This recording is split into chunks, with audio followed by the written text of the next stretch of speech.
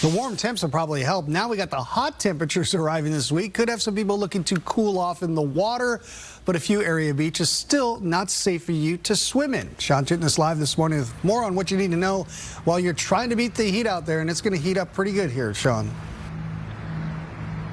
Yeah, John, it's actually a little chilly right now where we are here in West Seattle, but the fact that it is still pretty comfortable right now gives us a sense of what we will be dealing with in the hours ahead and, of course, this week. And so there are a couple of concerns when we talk about beaches around King County where you want to be careful, where it could be both unsafe and or unhealthy and dangerous for you. So let's talk a little bit about what King County is explaining with those particular beaches here. Multiple ones right now considered too cold to swim in. This comes after 2 drownings over a period of 2 weeks at one particular spot. Most City of Seattle beaches won't have lifeguards until this weekend. The City of Bellevue will also start having lifeguards at most of their beaches beginning on Saturday. So King County maintains 2 lists of beaches to avoid. The other notifies you of high bacteria levels. In some cases, beaches are on both lists, so too cold as well as unhealthy there with that bacteria. Health officials suggest turning to malls, movie theaters, or libraries if you can to get inside an air-conditioned building and beat the heat. They also want to remind you that staying hydrated means drinking plenty of water and not just waiting until you're thirsty to drink more. They want to make sure you are aware of the early signs of heat exhaustion as well. So that's muscle cramps, weakness, dizziness, headache, nausea, and vomiting.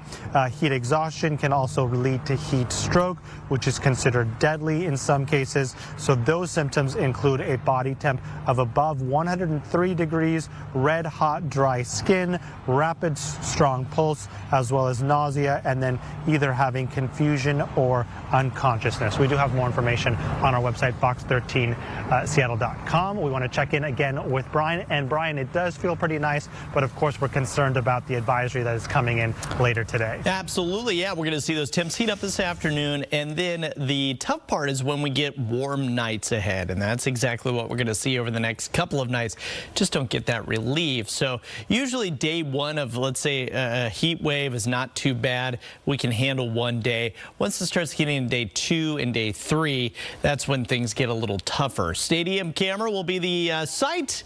Seattle Stadium will be the site of 2 more World Cup matches here in Seattle this week. And we're looking forward to that. Wednesday and Friday. We still, I mean, the USA match was so wild. We still have 4 World Cup matches here in Seattle. Can you believe it? We're not even close to done with those yet. And we still have the round of 32 match and the round of 16 match, which will both be very exciting as well. 57 your temp right now. We're going to be looking at temps in the 40s and 50s to start our day west of the Cascades.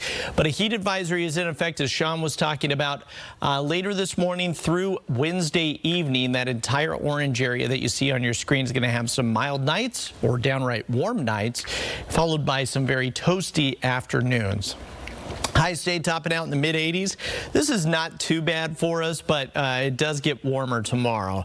Temperatures in the mid to upper 80s, close to 90 degrees down in the South Sound, and we're going to be looking at 70s and 80s up in the North Sound. For the coast of the Strait, you'll expect highs out there in the 80s too. So we're getting those offshore winds. That's when our coastline heats up.